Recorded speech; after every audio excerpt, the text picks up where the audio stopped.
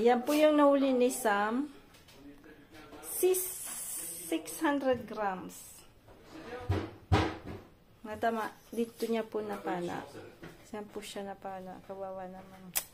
Kakainin namin.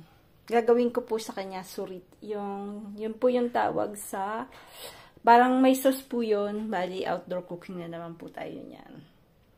Yan. Tapos, ito naman yung nabingwit ni Frank. Kakaiba. Iwan ko pwedeng kainin. Ito parang baraka to eh. Parang lapu-lapu yung isa. Yan. Fish for today. Ano po ngayon? 10. Ayan. Malapit na palang si Kainaman Canada tsaka si Kuya Jo. Si Manay. Happy wedding anniversary kay Manay. Ayan. Lutuan na lang kita, Manay, pag uwi mo ng ganyan. Masarap yan.